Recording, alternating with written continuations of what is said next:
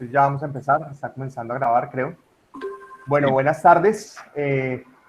Tenemos entonces nuestro coloquio del día de hoy con Camilo Espejo. Camilo es profesor de nuestra universidad desde el año 2019. Él se graduó como físico de la Universidad Nacional en el año 2002. Hizo su maestría también en la Universidad Nacional y la terminó en el año 2007. Luego viajó a México al Instituto Politécnico Nacional, concretamente al Centro de Investigaciones y Estudios Avanzados, donde hizo su doctorado que terminó en el año 2012. Y ahí sí, bueno, aquí sí me gustaría una aclaración y es, por ahí veo que fuiste profesor de la Tadeo casi desde que te graduaste, ¿no? Desde el 2003 hasta el 2019, ¿cierto? Sí, yo entré a la Tadeo con el solo pregrado, digamos, como profesor de cátedra, y al poco tiempo se abrió un concurso allá para profesor de tiempo completo, al cual pues gané de manera totalmente insospechada, porque apenas con mi grado de pregrado pude tener ese acceso a esa plaza, con el compromiso de empezar la maestría apenas fuera posible. Entonces, el resto de mi carrera académica pues la hice también siendo profesor allá. En la Tadeo. Bueno, entonces digamos que es muy interesante. A Camilo, digamos que lo conocemos también desde mucho antes porque nos acompañaba en GeoExpo Física. Particularmente a mí me llamó muchísimo la atención esa capacidad que tiene de transmitir ideas. De verdad que yo lo admiro muchísimo desde esas conferencias que vi en GeoExpo Física y para mí es un placer pues tenerlo aquí el día de hoy. Entonces, es tuyo el auditorio, Camilo. Gracias, gracias, Felipe. Les pido el favor a los que tengan abiertos micrófonos o cámaras que por favor para tener el ancho de banda los apaguemos. ¿Listo, Camilo? Entonces, muchas gracias. Vale, gracias Felipe por esa presentación y por esas palabras. Muchas gracias por ese reconocimiento. Pues igualmente yo he admirado mucho el trabajo de ustedes desde antes y de la universidad en general. Voy entonces a presentar, a compartir mi presentación para darle inicio. Pues bueno, este es un tema que a mí me ha llamado la atención desde hace mucho rato. De hecho, en mi tesis de maestría yo hice un trabajo en el que hacíamos cálculos de primeros principios con mecánica cuántica para estudiar las interacciones que hay entre las bases nitrogenadas, que son estas moléculas que hacen parte del ADN. Y haciendo esos cálculos fue que hice mi tesis de maestría. Entonces, los sistemas biológicos a mí me han interesado desde hace mucho rato, aunque en el doctorado me especialicé pues, en sistemas de estado sólido, en sistemas minerales. Pues de hecho ahí es mi área de experticia, pero, pero digamos que estos métodos computacionales que nosotros trabajamos pues también se pueden aplicar en el estudio de sistemas o de moléculas biológicas. Entonces, pues de lo que yo voy a hablar acá es como un poco una especulación acerca digamos, de algunas ideas que han venido rondando en la comunidad científica en general ya desde hace algún tiempo, pero que cada vez tal vez se aclara un poco cuál pudo haber sido el papel que jugaron los minerales, las superficies minerales en el origen de los sistemas vivos, lo cual pues es una pregunta realmente difícil. Entonces, bueno, la charla básicamente tiene tres partes. Una es pues, hacer como una revisión. Pues nosotros no somos ni biólogos ni bioquímicos, entonces me interesa presentar como una pequeña revisión de las estructuras materiales básicas que hacen parte de los seres vivos y una pequeña introducción al código genético, el cual es un patrón que se repite en absolutamente todos los seres vivos, al menos aquí en la Tierra. No sabemos si ese mismo código esté presente en otras formas de vida en el universo. La segunda parte, pues, es una revisión de las posibles maneras de contestar a la pregunta de cómo pudo empezar toda esta maquinaria biomolecular, que es supremamente compleja, en donde, pues, la idea allí es que voy a tratar de presentar algunos argumentos a partir de evidencia empírica que hay acerca de, precisamente, de cómo los minerales pudieron jugar un papel muy importante allí. Y al final voy a presentar un autómata celular que se conoce como el juego de la vida, que desarrolló John Conway, un matemático muy famoso, uno de los matemáticos más importantes del siglo XX, que murió hace justamente un mes aproximadamente. Y ese autómata le permite a uno, digamos, abordar una pregunta, y es la siguiente. Finalmente la materia está sujeta a las leyes de la física y la química. Estas leyes son fijas, como todos sabemos, pues por lo menos después del Big Bang y en los procesos evolutivos que tuvieron en la Tierra, pues esas leyes físicas y químicas no han cambiado, son fijas. Y pues a uno puede saltarle la siguiente duda, y es, bueno, ¿cómo ese conjunto de reglas simples, que son las leyes básicas de la naturaleza, las leyes de la física, pueden dar lugar a sistemas tan complejos como los sistemas vivientes? ¿Cómo es posible que un conjunto reducido de reglas entonces puede tener como resultado la complejidad y la dinámica que es propia de los seres vivos? Entonces, este autómata me parece que es un buen punto de partida para observar el fenómeno de la emergencia. La emergencia hace referencia a que hay patrones que emergen, hay estructuras que emergen en donde el análisis pues ya no se puede aplicar como lo conocemos, es decir, en donde la suma de las partes es más, en donde el conjunto de un agregado de partes es más que la suma de las partes individuales. Eso es un paradigma de los sistemas complejos, y es muy posible que esté pasando en los sistemas vivos precisamente, pero este autómata pues tiene la particularidad de que deja ver muy nítidamente, muy claramente cómo es que puede emerger la complejidad sobre un sustrato de leyes y de patrones simples. Esto es como el argumento final en el que quiero como presentar mi defensa acerca de que es posible entender el surgimiento de la vida sin nada más que las leyes de la química y la física tal cual como las conocemos. Bien, entonces arranquemos. Todos los seres vivos en esencia están constituidos de 3 elementos, tanto los seres unicelulares como aquellos que no lo somos. Pero en todos ellos vamos a reconocer 2 tipos de estructura. Por un lado están las proteínas, por otro lado está la información genética en el DNA o en el ARN, y también todas las células y todos los seres vivos tienen, o más bien todas las células tienen una coraza, una membrana que las protege del exterior. Entonces, si hay un patrón que se repite en todas las células de los seres vivos, y tanto vegetales como animales, son estos 3 elementos, ¿sí? Unas moléculas que almacenan información, el DNA, las proteínas que juegan un papel importante en el metabolismo, es decir, en la transformación de la energía que tiene a disposición el ser vivo, y la capa protectora del medio externo, que es una membrana de lípidos, de grasa, una membrana bilipídica, de hecho, que la aísla del medio ambiente y la protege. Bien.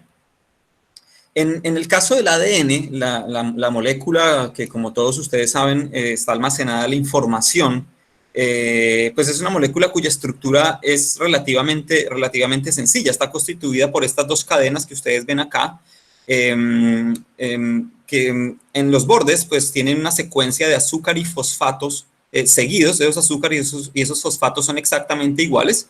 O aquí, digamos, si las tiramos, vemos esta estructura de acá, veríamos una cadena de azúcar, fosfato seguida, y cada uno de estos elementos de azúcar y fosfato está unido a lo que llamamos una base nitrogenada.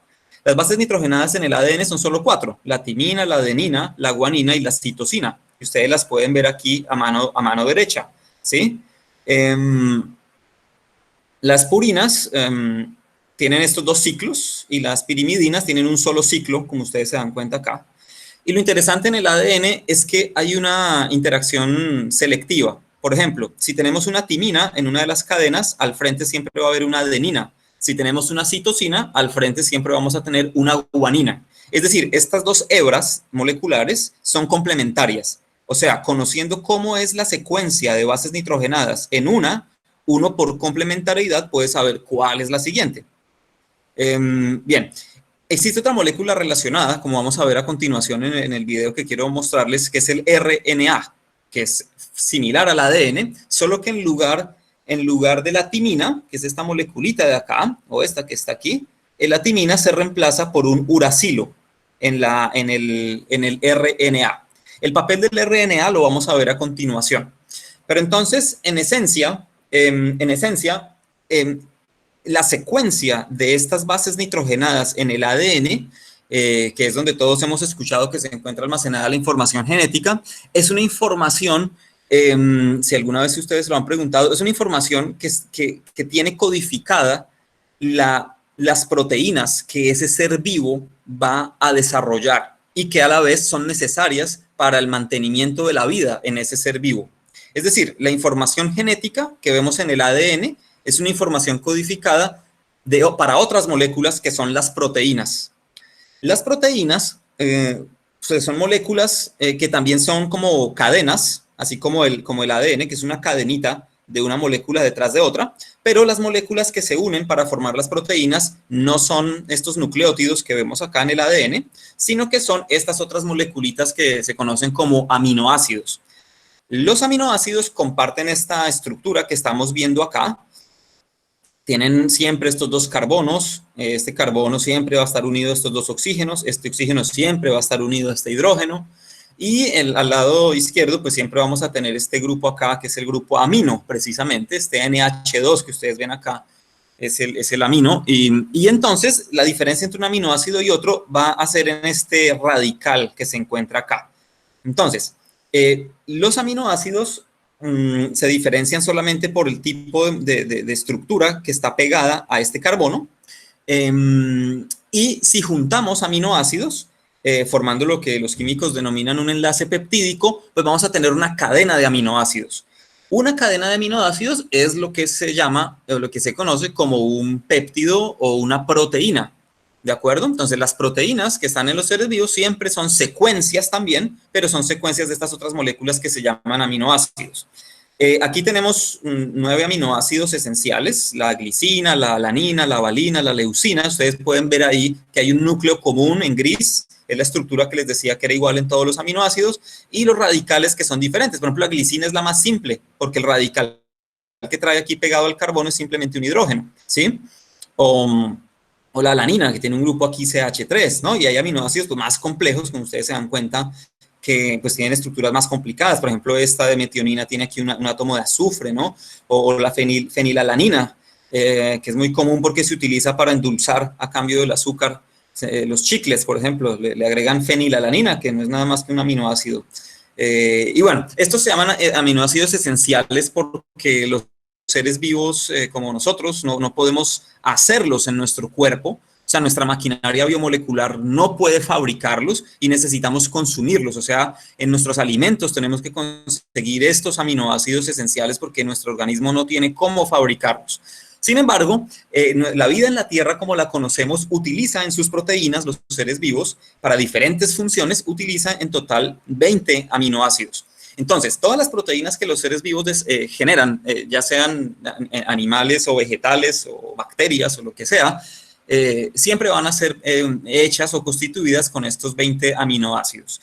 Y al unir estos aminoácidos, pues entonces generamos lo que se conoce como una proteína.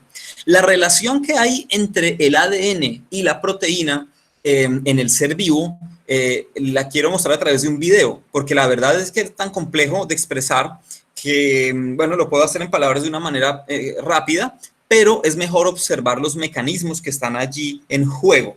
La idea básica, como les digo, es que la información de la secuencia de aminoácidos para construir una determinada proteína está codificada aquí en el ADN. Hay una enzima que va a leer la secuencia de bases nitrogenadas en el ADN y esa secuencia le permite a la enzima agarrar aminoácidos para ir pegándolos uno al otro en una secuencia. Esa idea la vamos a desarrollar un poquito más adelante con otra página web que tengo, pero por lo pronto quiero que aprecien este video, son 5 minutos, que la verdad que lo considero muy importante para los fines que persigo con esta charla. Entonces, permítanme, voy a ahora presentarles, voy a dejar de presentarles la presentación y entonces voy a presentarles, a compartirles el video.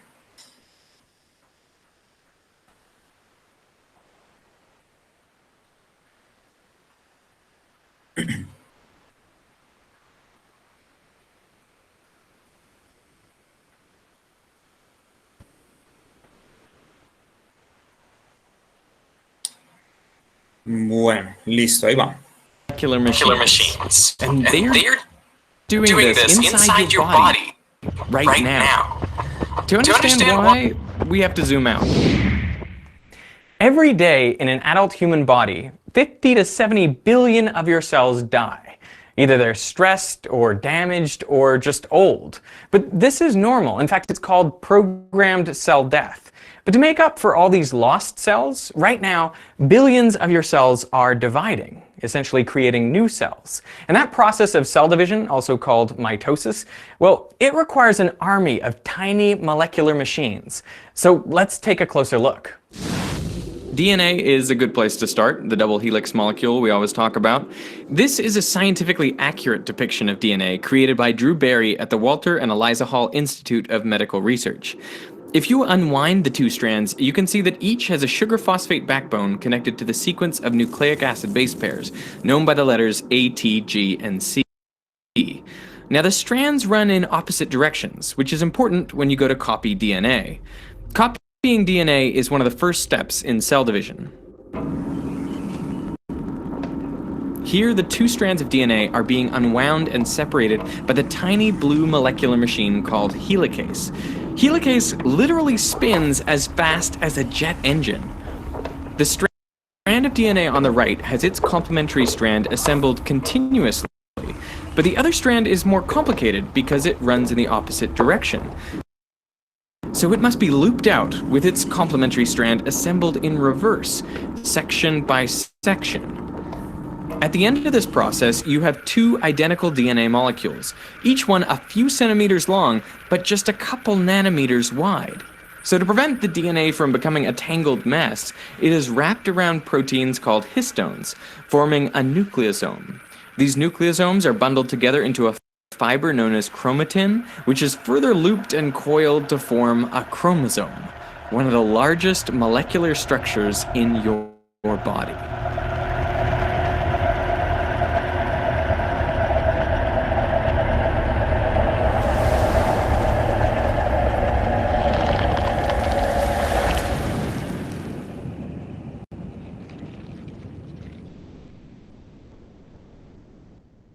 You can actually see chromosomes under a microscope in dividing cells. Only then do they take on their characteristic shape. Otherwise, the DNA is more strewn inside the nucleus. The process of dividing a cell takes around an hour in mammals, so this footage is from a time lapse. You can see how the chromosomes line up on the equator of the cell. Now, when everything is right, they are pulled apart into the two new daughter cells, each one containing an identical copy of DNA. Now, as simple as this looks, the process is incredibly complicated and requires even more fascinating molecular machines to accomplish it. So let's look at a single chromosome. One chromosome consists of two sausage-shaped chromatids, containing the identical copies of DNA made earlier. Each chromatid is attached to microtubule fibers, which guide and help align them in the correct position. The microtubules are connected to the chromatid at the kinetochore, here colored red. The kinetochore consists of hundreds of different proteins working together to achieve multiple objectives. In fact, it's one of the most sophisticated molecular mechanisms inside your body. The kinetochore is central to the successful separation of the chromatids. It creates a dynamic connection between the chromosome and the microtubules. For a reason no one's yet been able to figure out, the microtubules are constantly being built at one end and deconstructed at the other. While the chromosome is still getting ready, the kinetochore sends out a chemical stop signal to the rest of the cell, shown here by the red molecules, basically saying this chromosome is not yet ready to divide.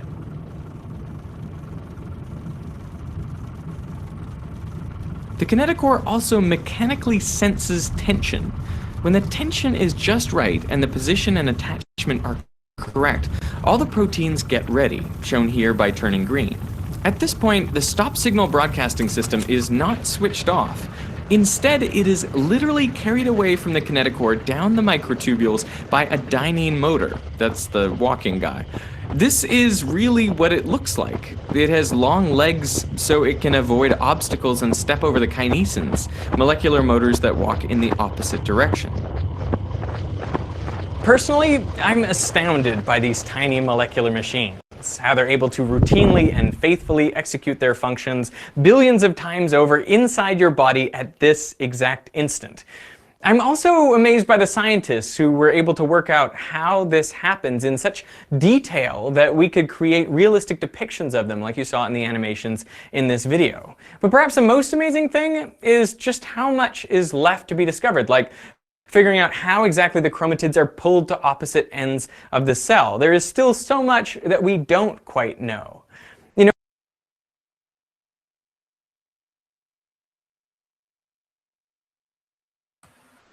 Bueno, esta parte realmente lo que está mostrando es la reproducción, es decir, cómo se replica la información del ADN para tener, pues digamos, de una célula, tener dos células con la misma información genética.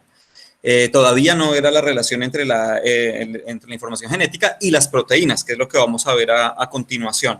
Entonces, en este caso, fíjense ustedes cómo al separar, al desdoblar la doble hélice del ADN, pues se pueden sacar dos ADNs. Porque precisamente el ADN está hecho de dos cadenas que son complementarias. Estas enzimas detectan la secuencia de bases nitrogenadas y del medio celular se van escogiendo las bases que corresponden para ir armando la otra cadena. Eso es bastante sorprendente, de hecho. Y bueno, pues ya pueden ir imaginándose para dónde va la cosa. Es decir, la pregunta es cómo a partir de materia que no estaba viva pudo surgir ese grado de complejidad y de estructuras digamos, tan sofisticadas con esas funciones tan precisas. Entonces, ahora les voy a presentar una relación, como les decía, de la relación que hay del ADN, la información del ADN, con las proteínas, que son las moléculas que finalmente el ser vivo o cualquier ser vivo va a generar a partir de la información codificada en el ADN y que tienen funciones muy particulares, ¿sí? Hay proteínas que juegan el papel digamos, para hacer la piel, para hacer las uñas, para hacer tejido muscular, para hacer los diferentes tipos de tejidos y de células que existen en un organismo, pues se requiere un tipo particular de proteínas. Entonces, esa es la idea de lo siguiente que les voy a mostrar a continuación. Y que hace parte, digamos, de las características elementales que hay en todo ser viviente. Entonces, aquí tenemos el código genético, en el que, como les decía hace un segundo, la información del ADN permite codificar una proteína. Ya les muestro en qué consiste este juego. Vamos a arrancar teniendo una cadena de ADN.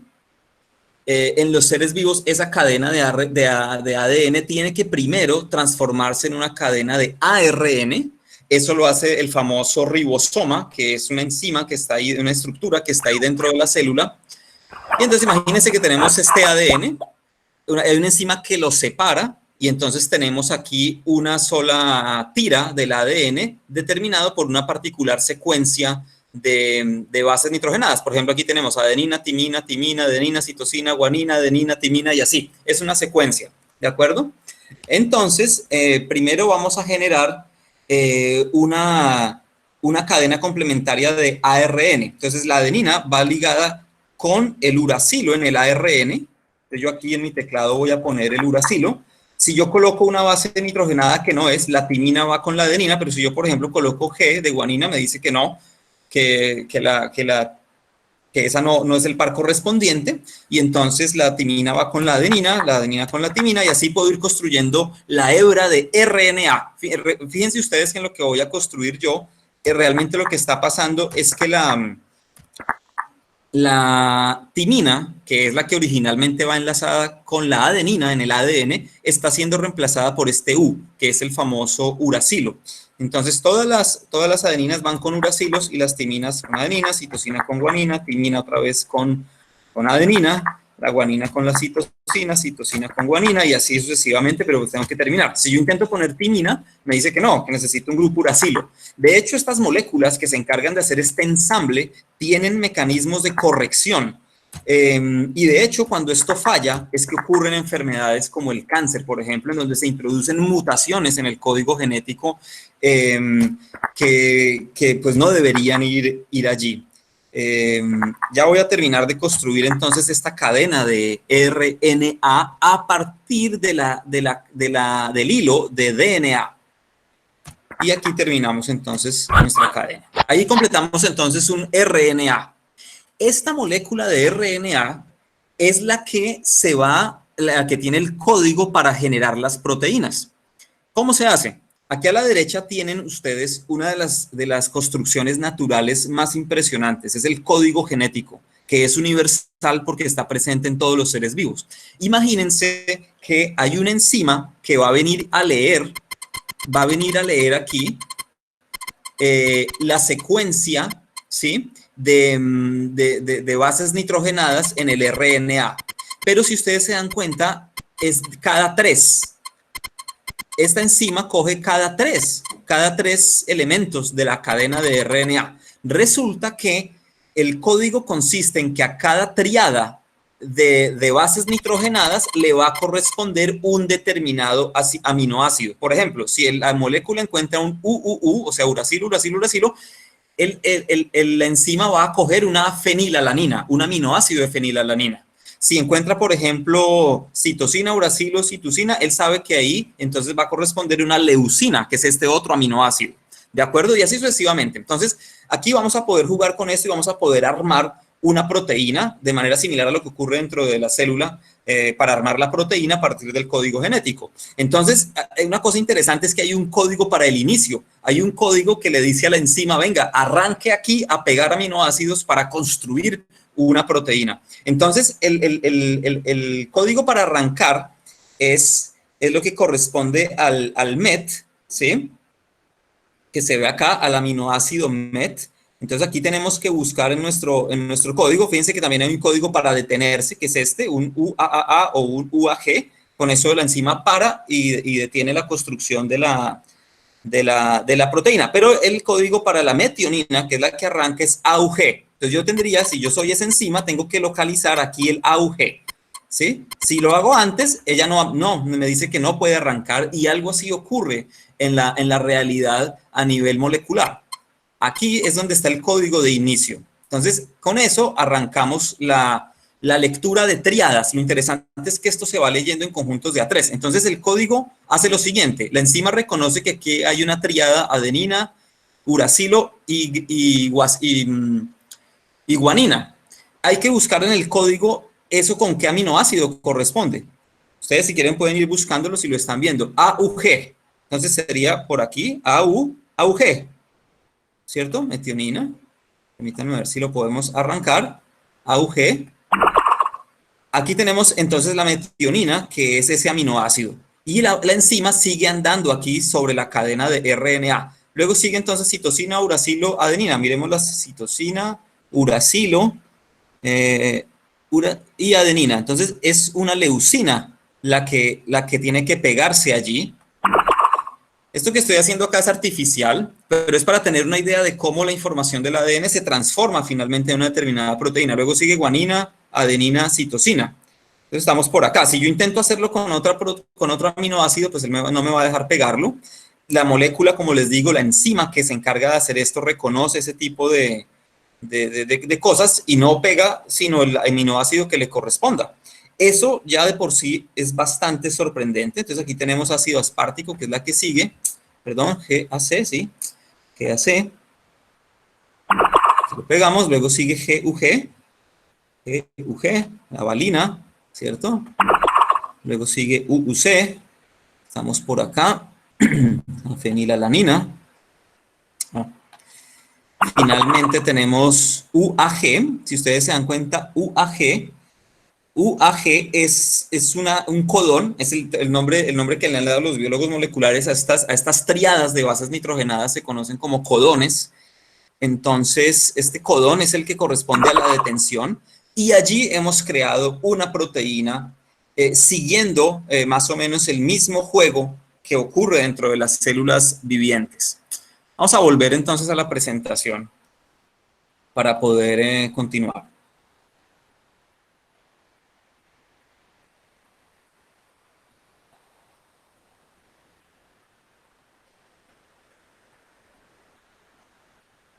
Bueno, muy bien.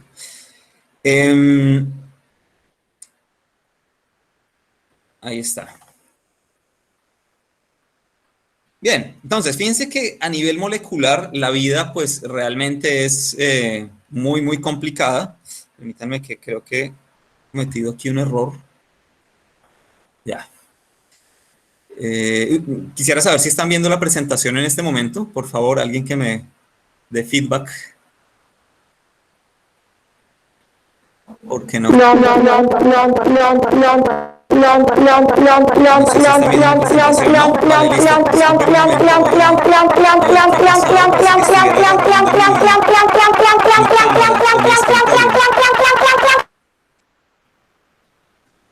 Sí, creo que estaba presentando mi escritorio, una pestaña de Chrome. Ok, bien.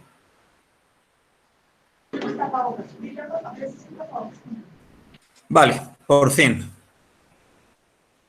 Gracias. Entonces, este proceso en el que el ADN se lee y se convierte en el RNA es el proceso de transcripción. Luego, cuando estas enzimas se encargan de leer la secuencia de bases nitrogenadas para generar las proteínas, es lo que se conoce como la traducción. Y esto es universal en todos los seres vivos. En el caso de un virus, por ejemplo, que están muy de moda por estos días, el virus no tiene un mecanismo de traducción propio, ¿sí? No tiene un mecanismo de traducción propio y lo que hace es invadir nuestras células para aprovecharse de nuestros mecanismos de traducción para generar sus propias proteínas. Entonces, la infección con un virus es eso, es el virus se logra meter su RNA dentro de dentro de nuestras células para que él aproveche el mecanismo interno tanto de traducción como de reproducción. Y bien, y de hecho por eso es un debate afirmar si el virus es un ser viviente o no, como tal. ¿De acuerdo? Le haría falta sus propios mecanismos de reproducción y de traducción. Aprovecha a los mecanismos propios de las células. Bueno, bien. Entonces, la gran pregunta que queda es, bueno, ¿cómo pudo empezar todo esto, no? Es la gran pregunta aquí. Desde el punto de vista de uno como físico, pues, digamos, lo que uno se siente tentado a pensar es que la vida es el tipo más complejo de materia condensada, porque finalmente todo, incluso los seres vivos, con todo y su complejidad, pues están hechos de los mismos átomos que están presentes en los minerales, en el aire, ¿cierto? En el agua, en los sistemas que no están vivos. Entonces, desde el punto de vista de la física, el surgimiento de la vida tuvo que ser una transición de fase, en donde teníamos materia no viviente a volverse materia viviente. Ahora, ¿cómo pudo empezar? Pues es una pregunta supremamente complicada para la cual se han digamos, desarrollado varias hipótesis. Pero en esencia, lo que tuvo que haber ocurrido es algo como lo que se representa en estos 4 pasos. Primero, fue emergencia. Emergencia en el sentido de emerger, no en el sentido de emergencia sanitaria como estamos ahora. En el sentido de que son propiedades emergentes de sistemas materiales preexistentes. Entonces, digamos, si los seres vivos están hechos de biomoléculas, de materia orgánica, pues estas moléculas tuvieron que haber surgido de materia no orgánica. Entonces, el primer paso importante para poder tener la vida fue la emergencia de biomoléculas.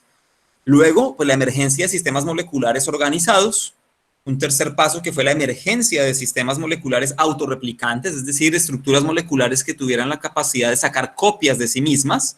Y finalmente, la emergencia de la selección natural, que como ustedes probablemente saben, es el mecanismo que es el motor de la evolución de los seres vivos y que está a la base del desarrollo de la biodiversidad y de la cantidad de especies que han existido, unas ya se han ido, y de lo que sigue ocurriendo, de hecho, en la trama de la vida. Entonces, uno podría separar las hipótesis con respecto al origen de la vida básicamente en tres, a grosso modo, aunque hay más posibilidades. Si recuerdan, al principio les dije que todos los seres vivos pues, estaban constituidos básicamente de tres elementos. Por un lado, la información genética, ¿cierto? En el DNA o en el RNA. Por otro lado, todas las estructuras metabólicas, que finalmente son proteínas, estas enzimas que se encargan de leer la información, que se encargan de ensamblar las proteínas, también son proteínas a su vez. Entonces ahí tenemos otro elemento súper importante, la proteína. Y por otro lado, el otro elemento importante, que es esta membrana celular que logra proteger a toda esta maquinaria molecular que está aquí dentro, la membrana celular. Entonces, básicamente existen tres grandes teorías, en donde se le da papel predominante a alguna de esas tres estructuras. Entonces, es así como tenemos la hipótesis del mundo de RNA, en donde pues se le da un papel predominante al RNA, a la información genética, ¿sí? Como origen de todo y de la bioquímica de la vida.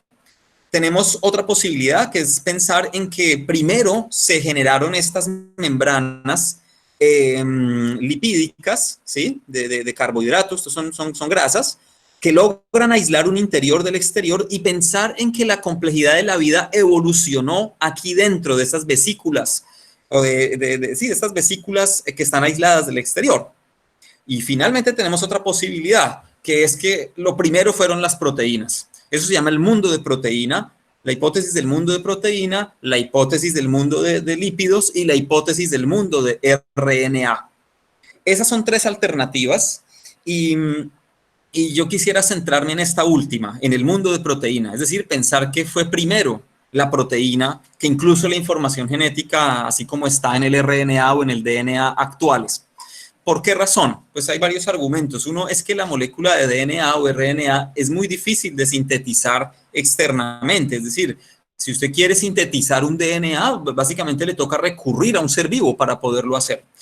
Bueno, también pasa con las proteínas. Es decir, el único lugar del universo donde se generan proteínas pues es dentro de los seres vivos. ¿De acuerdo? De pronto no así con las moléculas estas de las vesículas lipídicas, las de la membrana celular. Pero en todo caso, fíjense ustedes que estamos ante un debate parecido al de qué fue primero, el huevo o la gallina.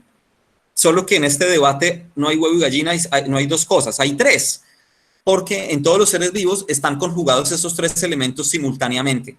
Entonces es muy difícil tratar de ver cómo se pudo dar, o tratar de reconstruir esta historia y cómo se pudo dar que esos tres elementos finalmente convergieran en estas estructuras celulares que conocemos hoy en día. En la hipótesis del mundo de proteína, la pregunta que queda es precisamente esta. Bueno, si la vida empezó con el desarrollo de proteínas, como estas como esta estructura que se ve aquí a la izquierda, la gran pregunta que queda es, bueno, pues si arrancó la vida con la síntesis inicial de proteínas, pues entonces, ¿cómo fue posible sintetizar proteínas sin tener vida primero? Es decir, cómo hacer una síntesis abiótica, es decir, una síntesis sin toda la maquinaria de los seres vivientes que ya la tienen, que son estas enzimas y toda esta estructura molecular complicada, ¿cómo hacer para armar proteínas? Acuérdense que las proteínas es una secuencia de aminoácidos. La pregunta es, bueno, pero ¿cómo se hace? ¿Cómo se hace para armar secuencias de aminoácidos de forma abiótica? Eso es lo que quisiera intentar contestar. Esa pregunta es la que quisiera intentar contestar a partir de algunas evidencias, pues y de hecho algunos trabajos que pues no son míos ni mucho menos, pero que en cierto sentido he estado cercano al desarrollo de esas ideas. Bueno, lo primero que se pueden estar preguntando ustedes es, bueno, está bien, se necesitan las bases nitrogenadas, los azúcares y los fosfatos para tener ADN. Se necesitan aminoácidos para tener las proteínas. Y por otro lado, pues se necesitan estas moléculas lipídicas para tener las membranas celulares. Uno podría preguntarse, venga, ¿eso será que se puede desarrollar sin una química muy complicada? La respuesta es sí. Y hay evidencia empírica de que moléculas biológicas u orgánicas de cierta complejidad, como algunos azúcares, se pueden sintetizar naturalmente en las nebulosas. Y aquí pues hay una imagen que muestra precisamente eso, son trabajos más o menos recientes. Entonces, como ustedes saben, los átomos pesados se generan en las estrellas. Cuando las estrellas explotan, toda esa materia que se ha generado, elementos más pesados que simplemente hidrógeno y helio, sino elementos más pesados como el carbono, el nitrógeno, que tienen lugar en las estrellas, es el proceso de nucleosíntesis, pues son expelidos al universo. Y resulta que en las nebulosas se puede desarrollar reacciones químicas de cierta complejidad que den lugar, por ejemplo, a aminoácidos o azúcares complejos. Ahora bien, en las condiciones de la Tierra primitivas, muy primitivas, justo después de la formación de la Tierra, también se sabe ya desde hace rato que se pueden generar moléculas biológicas como aminoácidos, como lípidos, simplemente con las condiciones de la atmósfera primitiva y con electricidad. Electricidad seguramente proveniente de rayos y de tormentas. Este es un famoso experimento, esto se hizo en 1953 y pues ha habido varias réplicas después, el famoso experimento de Miller y Urey, en el que pues simplemente con gas metano, amoníaco, agua y H2, sujetos a chispas eléctricas durante cierto tiempo, se pueden generar moléculas orgánicas. Entonces, este experimento pues demostró que es posible en las condiciones de la Tierra primitiva generar moléculas orgánicas. Ahora, hoy en día ya se sabe que estos procesos también pueden ocurrir no solamente en ambientes planetarios, sino también en el espacio exterior, en las nebulosas. Entonces, digamos que el punto de partida o la pregunta se traslada entonces a lo siguiente. Bueno, pues si queremos explicar el origen de la vida, entonces pues ya no es una pregunta que haya que resolverla de dónde salieron las moléculas orgánicas que utiliza la vida. La pregunta entonces que hay que resolver es, bueno, ¿cómo se organizaron esas moléculas? Es decir, si nos devolvemos a este esquema que les había planteado en un principio, este esquema de 4 pasos de emergencia, pues el primer paso ya lo conocemos. Ya sabemos que naturalmente se pueden generar moléculas orgánicas en las condiciones del espacio o incluso en las condiciones de la atmósfera. El sistema que queda, el paso de la emergencia que queda para resolver, pues serían los siguientes 3. Se ha avanzado bastante en el estudio de estos 3, pero yo quisiera enfocarme aquí en el segundo, y es cómo emergen sistemas moleculares organizados, como por ejemplo los polipéptidos o las proteínas, y el papel que las superficies minerales pudieron jugar en ese preciso proceso. Una cosa muy importante que no he dicho de los seres vivos y que es supremamente relevante a la hora de considerar el origen de la vida es que las moléculas que constituyen a los seres vivos, tanto los azúcares como estos fosfatos, como las bases nitrogenadas y los aminoácidos, que en este caso me interesan los aminoácidos, imagínense que estos aminoácidos que constituyen a todos los seres vivos tienen una particular simetría, son levógiros. Los planos de simetría en las moléculas, como esta, por ejemplo, esta molécula de CH4, este es el metano, es una molécula que tiene simetría. Si ustedes ponen un plano acá, como este que se ve aquí a mano derecha, pues se van a dar cuenta que la molécula es exactamente la misma si ustedes utilizan este plano y la ponen como en un espejo. La molécula es una imagen de sí misma al reflejarla por el espejo y yo puedo superponer la imagen en el espejo con la molécula original, ¿cierto? Y no hay ninguna diferencia. Si tenemos esos tipos de situaciones, hablamos de una molécula aquiral, o sea que no es quiral. Las moléculas quirales son aquellas en donde sí, precisamente tengo esa reflexión especular, en donde no hay manera de superponer la molécula con su imagen especular, que es lo mismo que ocurre con nuestras manos. O sea, nuestra mano izquierda y nuestra mano derecha son quirales. Yo no puedo superponer las manos y me quedan idénticas. Yo puedo enfrentar la mano izquierda y la mano derecha como cuando uno aplaude, pero fíjense ustedes que al hacer eso, las uñas quedan en lados opuestos. Es decir, hay una diferencia entre la mano izquierda y la mano derecha que no hay manera de que por medio de transformaciones de simetría volver la mano izquierda, volver la mano derecha. Necesito yo poner la imagen del espejo para poder que una mano se vuelva a la otra. Y fíjense que eso ocurre con los aminoácidos. Los aminoácidos, recuerden que tenía esta estructura similar, que tenía este grupo aquí amino, este hidroxilo acá, el hidrógeno y un radical. Fíjense que estas moléculas no tienen, o sea, no hay manera, si yo pongo una imagen de espejo acá, pues se me invierte, no me queda igual. Pero si coloco un espejo acá entre las dos manos, pues sí, una es la imagen de la otra. Pero si yo tengo esas dos moléculas, yo no puedo, por medio de rotaciones simples, hacerlas superponer, ¿de acuerdo? Entonces, los aminoácidos resultan ser moléculas quirales. Lo realmente sorprendente con la vida es que nosotros estamos hechos con moléculas de un mismo tipo de quiralidad. Todos nuestros aminoácidos tienen la misma quiralidad. Y entonces la pregunta es, venga, pero ¿cómo así que todos los seres vivos tienen moléculas de la misma quiralidad si en los procesos químicos en donde se desarrollan estas moléculas, esas reacciones químicas dan lugar a la misma cantidad de moléculas que tienen una quiralidad, por ejemplo, la quiralidad izquierda o la quiralidad derecha? Una pregunta importante por resolver. ¿Cómo es posible que al final hayan quedado los seres vivos con una sola quiralidad, usando moléculas de un solo tipo? ¿De acuerdo? Esa es una pregunta importante y resulta que se ha demostrado hoy en día que las interacciones de ciertas de estas moléculas con las superficies de los minerales resultan ser selectivas. Por ejemplo, aquí tenemos la calcita en esta configuración de escalenoedro y se ha podido medir y se ha podido demostrar que estos aminoácidos interactúan de forma diferencial con diferentes superficies de ese mineral. Es decir, el mineral permite hacer una selección porque por las interacciones moleculares, como vamos a ver en un momento, la molécula, que es la misma, estos se llaman enantiómeros, o sea, fíjense que la fórmula química es prácticamente igual, el peso molecular es exactamente igual, lo único que cambia es la configuración en el espacio y la relación entre una molécula de estas y la otra es solamente como si la reflejáramos en un espejo. Entonces, resulta que la interacción con ciertas superficies minerales rompe la simetría, es decir, la absorción de estas moléculas sobre ciertas superficies prefiere cierto tipo de moléculas con cierta quiralidad sobre otras. Y entonces esto ha hecho suponer que estas interacciones con los minerales pudo jugar un papel muy importante en el origen de la vida.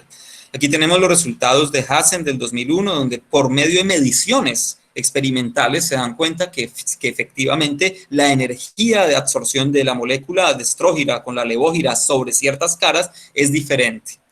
Entonces, digamos, lo interesante es esto. Muchos minerales que no son quirales pueden dar lugar a superficies que sí lo son, ¿sí? Entonces, por ejemplo, uno puede construir en la superficie de un mineral patrones escalonados que tienen cierta quiralidad. Es decir, yo genero un patrón que no puede ser superpuesto con la imagen especular de este mismo patrón. Eso quiere decir que la superficie del mineral es quiral. Es muy interesante porque los minerales en un sólido perfecto, pues estos sólidos son perfectamente aquirales, no tienen esa falta de simetría. Pero sobre esas superficies minerales que no son perfectas, se pueden dar lugar patrones aquirales. Y esa aquiralidad de la superficie puede inducir aquiralidad en las moléculas que se absorban, o más bien una selectividad o una preferencia con ciertas moléculas que estén en el ambiente circundante de estas superficies minerales. Aquí tenemos otro ejemplo famoso, que es la absorción preferente de ciertos alcoholes. Hay moléculas de alcohol que son quirales y entonces estas superficies metálicas con patrones quirales terminan prefiriendo, por decirlo así, porque simplemente las energías de absorción son más grandes, a ciertos alcoholes sobre otros. Entonces, las superficies, ya se sabe hoy en día que las superficies minerales pueden dar lugar a interacciones selectivas, es decir, a escoger entre una cantidad de moléculas que estén en el medio, escoger solo las de cierta orientación, cierta quiralidad.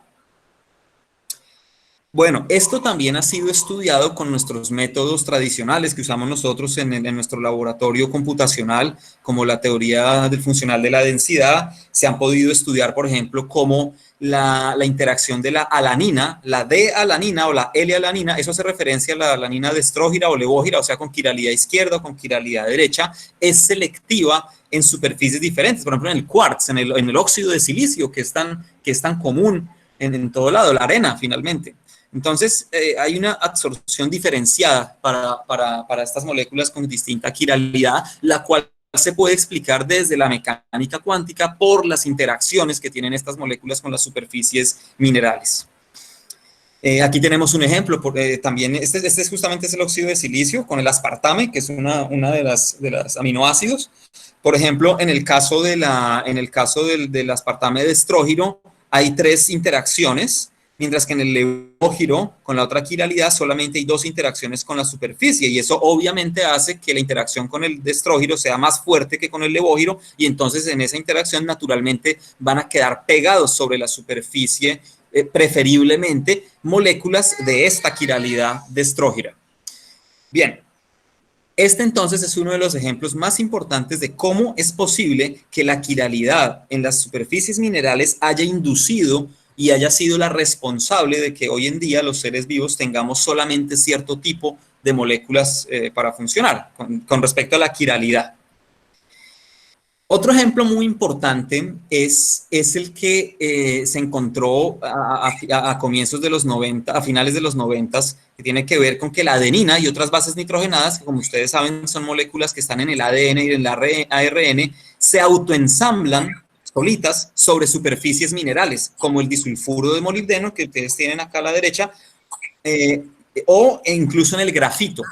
Pero resulta, se ha encontrado, esto aquí son mediciones experimentales de microscopía de efecto túnel, en donde la adenina forma monocapas sobre el grafito. Y estas monocapas son cristales periódicos de adenina. Entonces, pues digamos que lo que se ha detectado es que la adenina forma monocapas, la guanina forma monocapas, la citosina forma monocapas, el uracilo también forma monocapas de forma espontánea al interactuar con estas superficies minerales.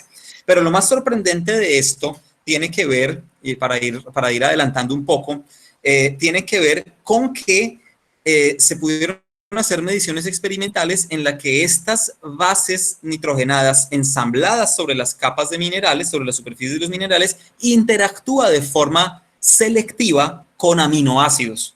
Entonces, aquí básicamente lo que tenemos es una gráfica de qué tan fuertemente pegados quedan los aminoácidos en una superficie, por ejemplo, en una superficie de grafito, ¿sí? Esta es la secuencia. Entonces, aquí tenemos, estas letras simplemente representan diferentes aminoácidos. Entonces, aquí hay un orden de la interacción, de qué tanto se pega el aminoácido a la superficie del grafito solo.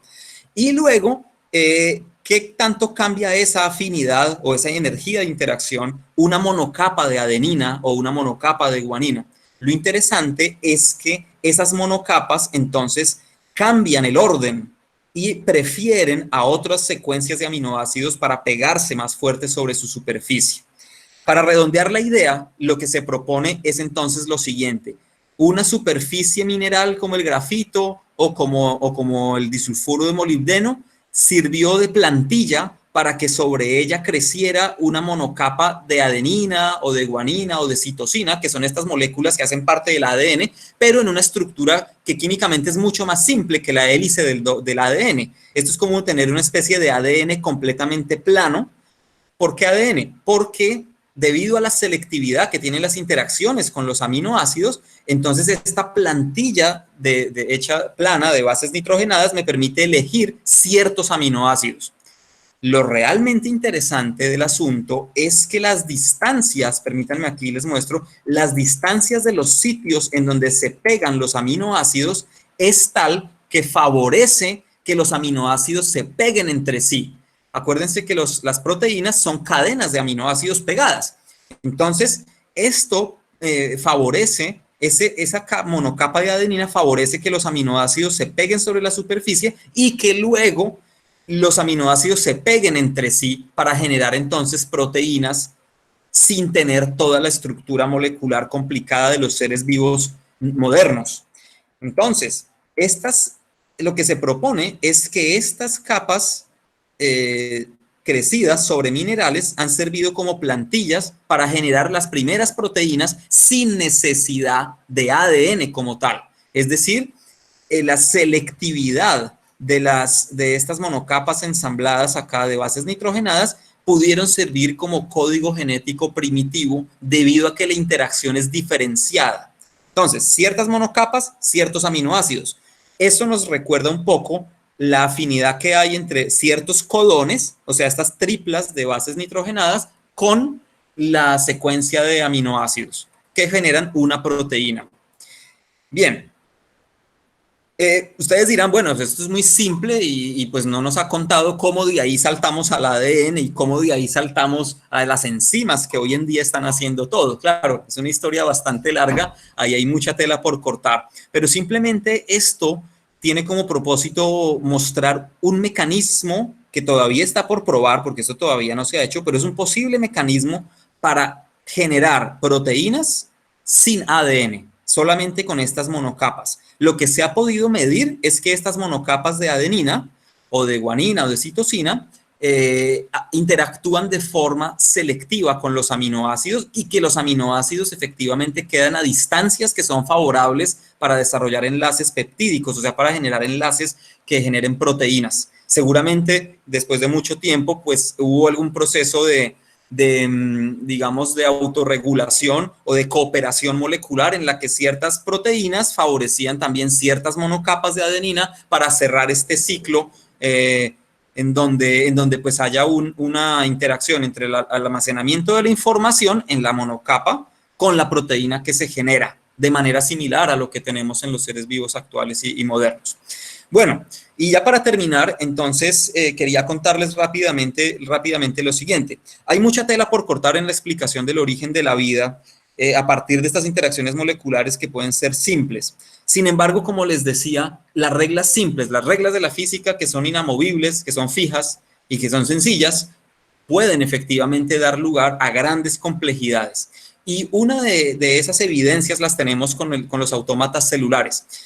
John Conway fue un matemático muy importante, como les decía, murió hace un mes más o menos, y él en los 70s desarrolló este juego, que es pero muy sencillo y que da lugar a lo siguiente. Vamos a imaginar que tenemos una cuadrícula. O sea, lo que quiso hacer fue adoptar las reglas de la vida de la manera más simple posible y con eso crear un sencillo juego, que precisamente se llama el juego de la vida. Entonces, tenemos una cuadrícula, ¿de acuerdo? Y en esa cuadrícula, las celditas de la cuadrícula pueden tener solo dos estados, o vivas o muertas, ¿de acuerdo? Esos son los dos estados que tienen cada célula.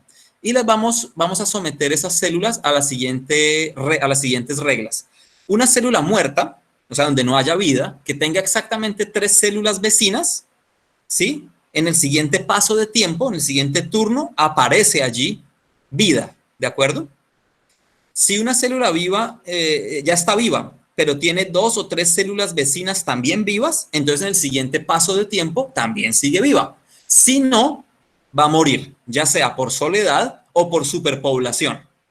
Esas 3 simples reglas dan lugar a una complejidad muy interesante. Entonces, permítanme, les muestro. Yo aquí tengo el juego de la vida ya abierto. Les voy a mostrar entonces ahora, les voy a compartir una página donde tenemos el juego de la vida implementado. Ustedes lo pueden encontrar en internet, igual ahí está el link, hay muchos, y de hecho este juego de la vida de Conway es el que ha dado origen a todo un campo de la biología contemporánea, que es el de la vida artificial o la vida in silico, ¿sí? Entonces, espero que allí lo estén viendo, deben estar viendo pues una cuadrícula. Permítanme, voy a verificar. Voy a verificar que ustedes estén viendo la cuadrícula. Sí, listo. Gracias, Jagger. Entonces, ahí está la cuadrícula. En ese caso, pues han montado un pequeño muñequito precisamente en honor a John Conway, de despedida. Pero bueno, voy a limpiar todo el tablero. Perdón, discúlpenme un segundo. Voy a hacer aquí un pequeño cambio para limpiar el tablero. Listo. Entonces, yo puedo generar sobre este tablero un patrón. Esa es la cuadrícula de la que yo les estaba diciendo. Voy a generar un patrón de células vivas o muertas, ¿sí? Por ejemplo, esto que está acá. Y vamos a aplicar las reglas. Entonces, la regla dice, mire, si hay una celda que tenga 3 o 2 vecinas vivas, entonces aparece una celda vecina en el siguiente paso de tiempo, ¿de acuerdo? Entonces, si yo echo a andar el tiempo, yo puedo echar aquí a andar el tiempo, pues deberíamos ver que en esa esquinita, pues debería aparecer una célula viva. Voy a hacerlo, ¿de acuerdo? Ahí apareció, entonces, mi célula viva. Ahí pasó el tiempo. Voy a dejar pasar el tiempo. Esto tiene, ahí está pasando el tiempo. Y si ustedes aplican ese número que ustedes ven a la mano derecha, en la parte inferior, es el número del paso del tiempo. Vamos en el paso número 27, 28 y no pasa nada. Simplemente hemos generado un patrón en el que si aplicamos las reglas de la vida de Conway, pues no pasa nada. Y ese sistema se automantiene en el tiempo. Generemos ahora otro sistema, ¿de acuerdo? Vamos a generar un sistema diferente. Por ejemplo, permítanme, observamos este. Por ejemplo, ¿qué pasa si yo coloco 4 celdas en diagonal y aplico las reglas de la vida de Conway y hago pasar el tiempo? Voy a pasar el tiempo uno a uno. Si en el siguiente paso de tiempo se me murieron esas 2 células, porque de acuerdo a las reglas de Conway, pues si la célula tenía 2 o más células vacías, pues moría por soledad. Y si sigo, se me murió todo. No pasa nada, ¿de acuerdo? Pero observen lo que va a ocurrir acá si hago un patrón de 4 células vivas en línea, ¿ok? Y aplico las reglas de Conway. En el siguiente paso de tiempo, me aparece esta otra estructura siguiendo las reglas para cada celdita. Siguiente paso de tiempo, se abre. Y ahí ya no cambia más. Hemos generado otro patrón constante. Bien, vamos a generar otro tipo de patrones y voy a echar a andar el tiempo más rápido. Voy a poner 5, no 4, sino 5. Voy a echar a andar el tiempo. Observen. Y generamos ahora un patrón que oscila en el tiempo. Si ustedes aplican las reglas, solamente estamos aplicando unas reglas que son fijas, ¿de acuerdo? Si aplicamos esas reglas fijas, entonces generamos, como resultado de la aplicación de esas reglas en el tiempo, generamos ahora un patrón oscilatorio en el tiempo.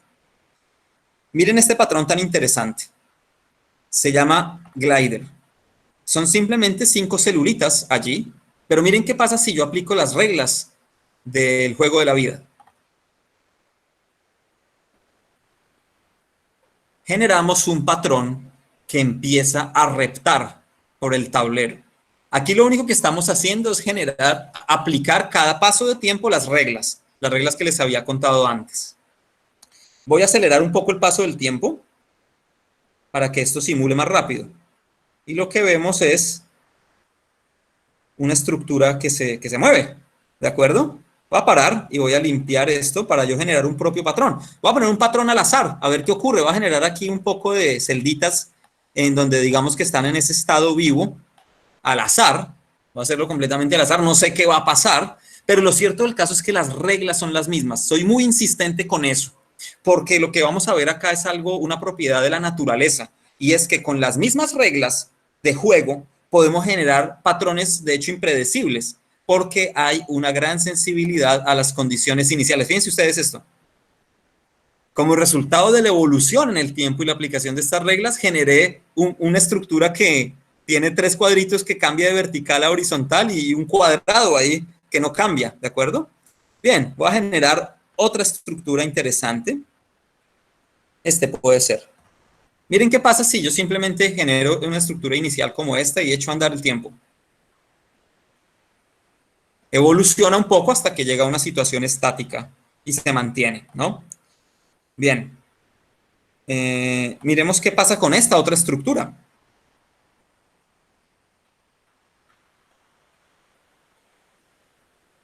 Recuerden que las reglas son las mismas. Logramos generar un patrón oscilatorio que también va cambiando en el tiempo, ¿no? Pero miren esto tan interesante. ¿Qué pasaría si pongo 10 celditas en línea?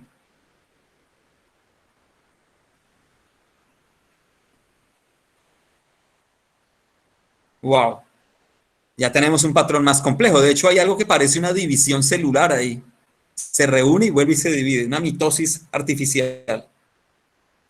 Ahora miremos, por ejemplo, esta es otra estructura que también viaja por el tablero si nosotros aplicamos esas reglas simples. Ahora miremos esto. Esta estructura inicial, miren el patrón al que da lugar. Recuerden que las reglas son las mismas, no estoy cambiando las reglas, estoy cambiando solamente el inicio, las condiciones iniciales.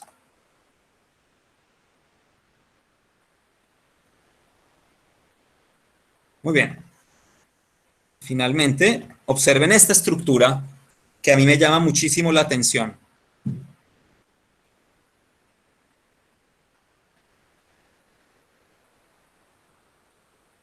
Genera un patrón que por sí solo empieza a emitir estas estructuras que salen de allí y empiezan a viajar por el tablero.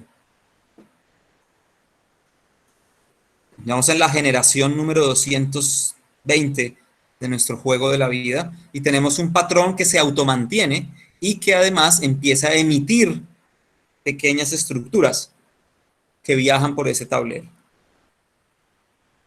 Podemos complicar aún más la cosa.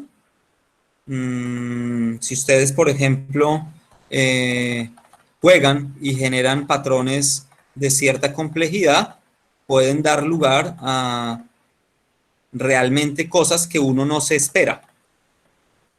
Y de hecho, mucha gente se la pasa dedicada a estudiando el juego de la vida, tratando de buscar patrones que se autorrepliquen. Es decir, que con el mismo patrón de reglas, fíjense ustedes ahí lo que he hecho, con el mismo patrón de reglas, logre generar estructuras que se autorrepliquen y que, fíjense ustedes esto, y que perduren en el tiempo. Es decir, en nuestra visión como físicos de la vida, pues nos podemos imaginar que en últimas las reglas son más complicadas porque son las reglas de la química, de la física, pero que con suficiente tiempo pueden dar lugar a patrones emergentes, totalmente inesperados, fíjense ustedes, que sean estructuras autorreplicantes, ¿no? Saben ustedes cómo por allá vino un glider de estos que se había generado en el tiempo. Bien. Bueno, entonces, para concluir, pues simplemente decirles que, digamos, lo que se ha descubierto acerca de las interacciones de los minerales con las moléculas biológicas primitivas, sumado a esta idea de que reglas matemáticas fijas pueden dar lugar a grandes complejidades, pues realmente lo que nos faltaría a nosotros es entender a nivel de más de detalle cómo es que estas estructuras surgieron y cómo se generó el código genético. Desde el punto de vista de la ciencia de materiales, estas monocapas de adenina o de citosina, o incluso mezclando varias bases nitrogenadas, es un tema que está por explorar. Digamos, esos son nuevos materiales bidimensionales. Hoy en día están en boga muchos materiales bidimensionales, pero minerales, como el grafeno, disulfuro de molibdeno, germaneno, bueno, una cantidad de materiales 2D. Estas monocapas hechas de moléculas biológicas también en 2 dimensiones son los primeros ejemplos de cristales moleculares bidimensionales que seguramente tienen una cantidad de propiedades físicas que son interesantes y que están por explorar. Entonces, bueno, esto es un campo en donde la geología, la física de materiales, la biología molecular converge, la mecánica cuántica, todo está ahí. Y me parece que es un campo interesante por explorar. Yo les agradezco mucho su atención y si tienen alguna inquietud, alguna duda o comentario que enriquezcan esta charla, pues bienvenidos. Excelente, Camilo, de verdad, muy buena presentación. Y sí, tenemos tiempo entonces para comentarios, preguntas. Por ahí en el chat pusieron que si podías poner los enlaces del video que pusiste para que lo pudieran ver después. Claro que sí, con gusto. Voy a copiarles entonces. Esta es una de tantas páginas del juego de la vida. Hay muchas. Pero una cosa, por ejemplo, interesante que olvidé mencionar es que los matemáticos demostraron que ese juego de la vida es un computador universal. Es decir, ese sistema permite computar cualquier cosa que sea computable. ¿Sí? Y bueno, es muy interesante porque pues sí, porque digamos, sí, cualquier proceso que sea susceptible de ser computable se puede programar, por decirlo así, en términos de este algoritmo del juego de la vida de Conway. Bueno, entonces ahí va el juego de la vida. ¿Qué más? El de la transcripción de las proteínas también lo tengo. De hecho, esto tiene una página, esa misma página tiene una versión más moderna, más bonita, pero a mí me gusta más esta old school que les mostré, pero la otra es mucho más elaborada y todo, pero la pueden ver, es muy interesante para uno transcribir genes artificialmente, si quieren ahí jugar, no sé qué otra cosa. Ah, el enlace al video de Verisatium, creo que se llama así, sobre las máquinas moleculares que están en nuestro cuerpo, también se los puedo copiar acá. Bien,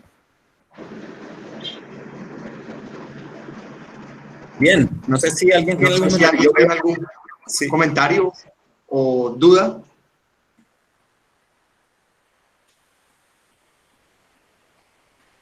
Bueno, yo por ahí vi que había asistido Juanita, que ella sí puede hablar con autoridad acerca de seres vivos, porque es bióloga. Muy chévere que haya asistido, no sé si ya se fue, ojalá que no, pero bueno, sería interesante. Ah, sí, dale, dale, Juanita.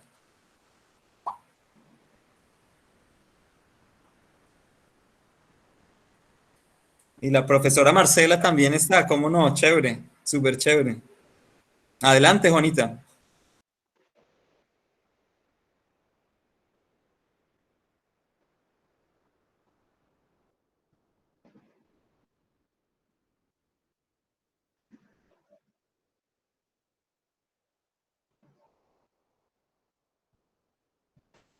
Juanita, no te oímos.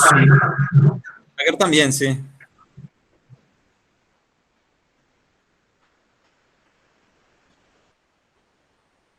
¿Aló? No, no la escucho. Sí, de pronto Juanita tiene problemas con el micrófono. Ah, qué lástima. Pues Dice que no lo detecta. sí, y sí, y es muy larga de formular por escrito.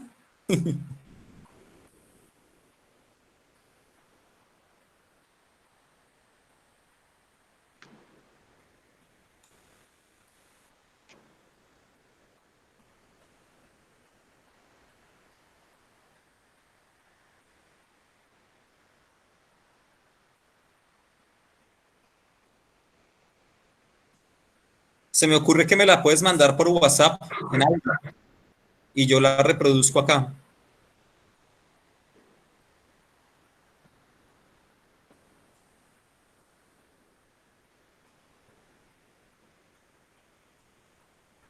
Tal vez podamos cederle el micrófono a Jagger. Vale, de una, sí, mientras tanto, claro. Hola, buenas tardes. Primero que todo, muchas gracias, profe Camilo, por mostrarnos su charla muy interesante. Así que queda uno siempre con más dudas, porque es muy interesante la charla, ¿no? Claro, claro, esa era la idea. Gracias. Sí, sí, sí. Mi pregunta está enfocada, hay muchas preguntas, pero por lo menos ahora último, eso que mostró del juego de la vida me hizo recordar un poquito el modelo de Dizzy, ¿no? Se establecen unas propiedades, unas condiciones y evoluciona el sistema con una distribución de probabilidad. En ese caso, en el del modelo de la vida, mi pregunta es precisamente si hay comparación de esos modelitos con algo biológico que ya esté, o que se haya comparado y prediga ese mismo comportamiento de algo, si tiene conocimiento de algunos sistemas así. Sí, sí, sí, Jagger. De hecho, es muy impresionante. Por ejemplo, en YouTube uno puede encontrar simulaciones hechas con el juego de la vida en la que aparece, por ejemplo, una estructura que empieza a emitir, parecida a la que yo les mostré, empieza a emitir otras figuritas que van viajando por el tablero como si fueran esporas. Y esas figuritas, al interactuar con otras estructuras, generan y dan lugar al desarrollo de otras cosas, similar a lo que uno tiene con la reproducción en los seres vivos.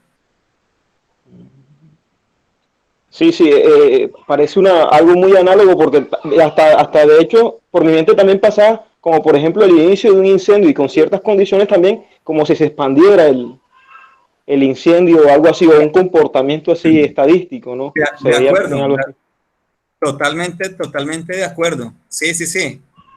Sí, sí, sí, de acuerdo, de acuerdo. Ese tipo de estructuras la gente se ha pasado mucho tiempo estudiándolas, precisamente porque recoge o digamos que resume algunas de las características que se observan en los seres vivientes, de hecho, sí.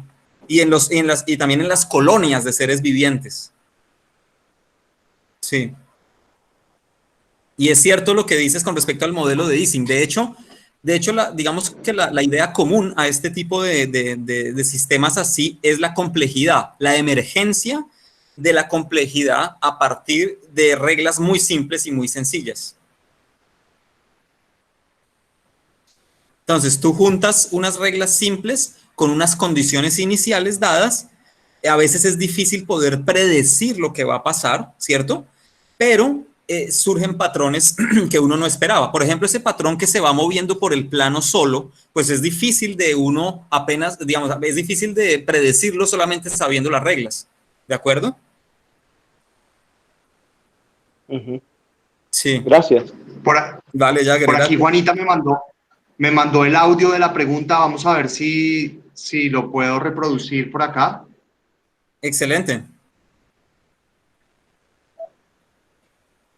Hola Camilo, pues primero decirte que muy interesante la charla y la duda que me queda es que hay algo que es muy importante, que es el orden, ¿cierto? ¿En qué orden se pegan esos aminoácidos? Entonces, en esta idea de que es ese sustrato con esas monocapas, las que permiten que los aminoácidos se peguen, ¿qué determinaría el orden en el que se pegan para formar las proteínas? Excelente pregunta, Sí.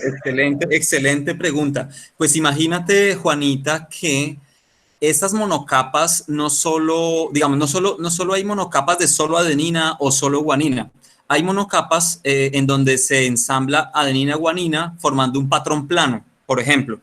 Y resulta que la selectividad de la interacción de la monocapa con los aminoácidos hace que la secuencia de aminoácidos siga el patrón de la secuencia de bases nitrogenadas en la capa, tal cual como si la monocapa fuera una plantilla que sirve precisamente para un determinado patrón o secuencia de aminoácidos.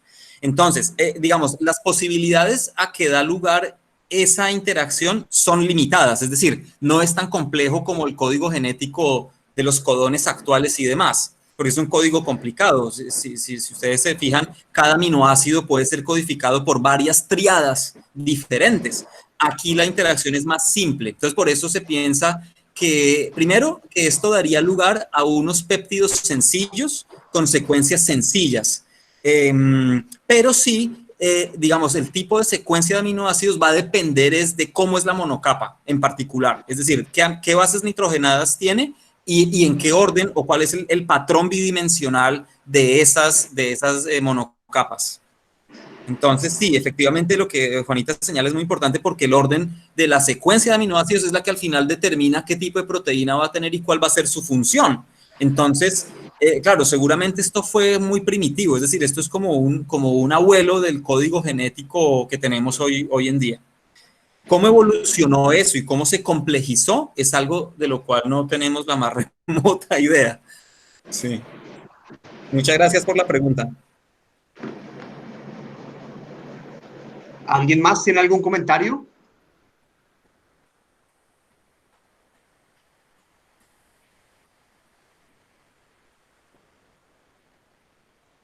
Bueno, Bueno, Camilo, parece que no es más.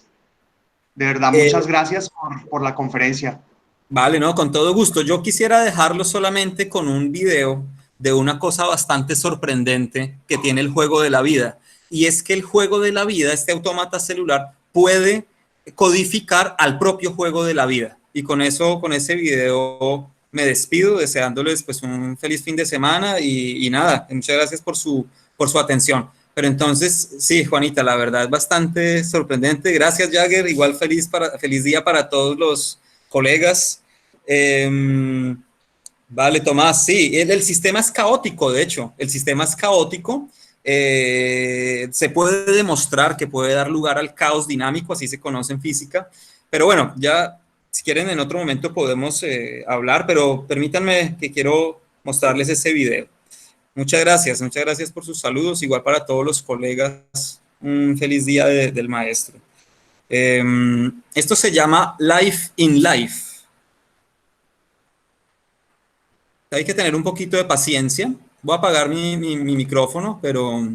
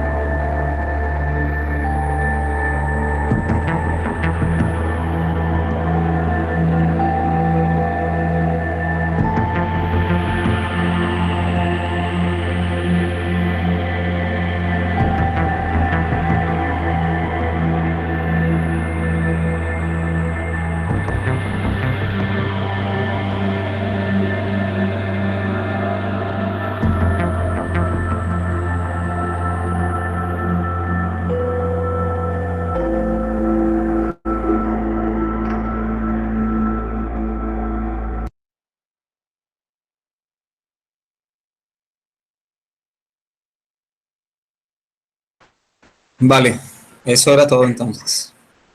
Bueno, excelente. Muchas gracias, Camilo. Entonces, Con todo esperamos gusto. poderte tener de pronto en más oportunidades más adelante. Muchas gracias a nuestro público. Entonces, también muy agradecido por la participación.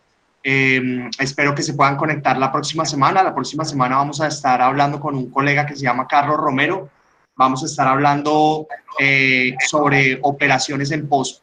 Entonces, cordialmente invitados. De nuevo, muchas gracias, Camilo. Entonces, hasta luego. Con todo gusto, un placer y nada, seguimos en contacto. Bueno, hasta luego. Hasta luego, chao, que estén bien. Con todo gusto, Marcela, Juanita.